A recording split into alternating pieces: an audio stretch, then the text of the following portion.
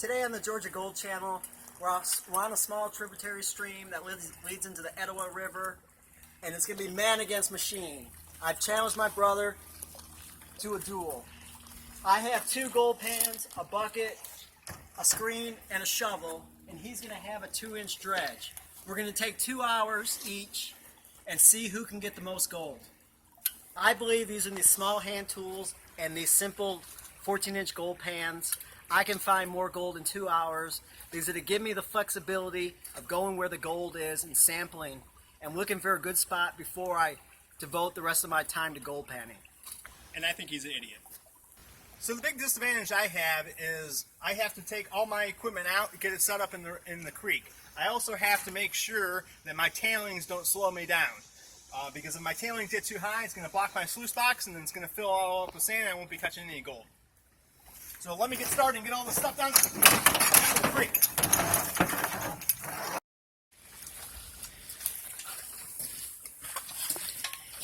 5 minutes in, I'm already tired. I'm about 15 minutes in, and I'm pretty wore out already. I decided I was going to take my sluice box out of the pontoons of the dredge. That way it's a little higher up in the bank. I have 2 sluice boxes, and my goal is that I don't want to have to shovel anything, any of the tailings. Alright, I got everything set up and I'm try to get this thing started.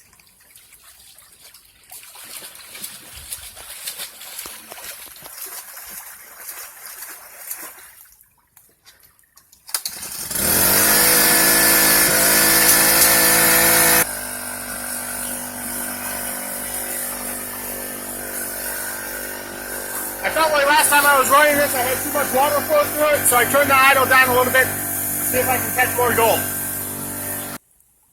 We both have 2 hours total. Mike took 25 minutes to set up. That means I have an extra 25 minutes of my 2 hours to get right to work. I have this simple gold pan and a shovel. Let's get started.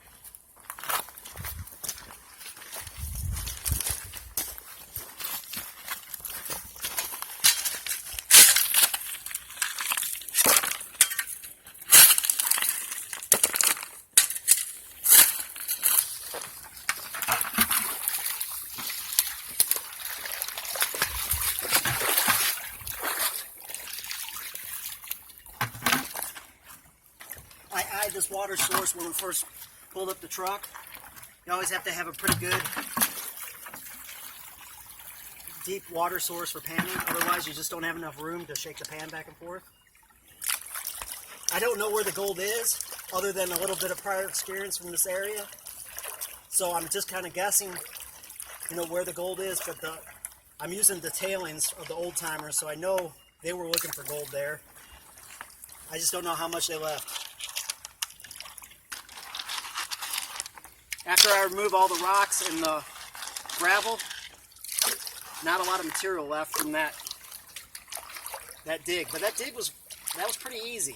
That was pretty easy digging because because it's tailings, didn't have to really struggle too much.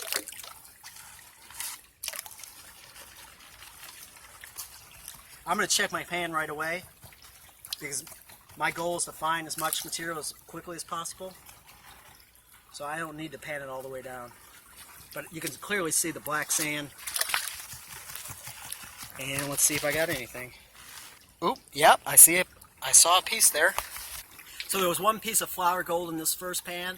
I think I'm going to try a different area. And I have quite a few more pans to go. I noticed I wasn't getting enough water flow. My tilt wasn't high enough. I tried to adjust my sluice box, everything fell over. Another few minutes, I'm going to be down. Man, that was a quick 2 hours. In the beginning, I was having a little bit of trouble. I thought I was clogged up. It's really easy to clog this thing. Every rock, especially where I'm at here, if you look, there's a lot of cobble and a lot of big stones. And it's hard packed, so it's a pretty tough dredging area. I thought I was clogged up, and it's probably about 20 minutes before I figured it out. And what it was is I wasn't clogged. I had a hole in the suction hose, and it wasn't until I patched that up that I got suction again. Once I did that, it's probably an hour into dredging after, setting up the sluice boxes and everything like that. So I had about an hour left, and as you can see here, my hole's not too big. It's maybe 2.5 feet in length 1.5 2 foot width, and it goes fairly deep. Luckily, the bedrock is pretty shallow. It's at least a foot deep, I would say. And they're right on time. But the real bad news is that I think I lost this race because my sluice boxes do not look right at all. They look fucked up. I guess there's still a little bit of material in here. Not too bad. Hopefully this guy caught all the gold. This one over here was just filling up with rocks on me, and I don't know if I caught anything. It's going to be interesting to find out. Good race. I've been punching holes randomly. I'm not sure exactly where the gold is, so this is my first hole of the day. Then I kind of moved over here, and I did this, and this is just pure gravel. There was hardly any dirt. I didn't find anything in that hole. Then I came over here, and I did about 3 or 4 pans out of this area here. Fairly decent sized hole. Found a little bit, not too bad. And then I moved way over on I was looking at where the old timers were working this material. And I was like, I need to go exactly where it would stop. So I came around here. And this is where I've been finding my best gold. So I've been staying here the last, I'm not quite done with the challenge yet, but I've been doing all my digging right here. I figured water would come down this hill, wash off any gold, and it'll settle right here. So I've been digging right on this ledge right here. We'll see. I have a feeling I beat Mike, but...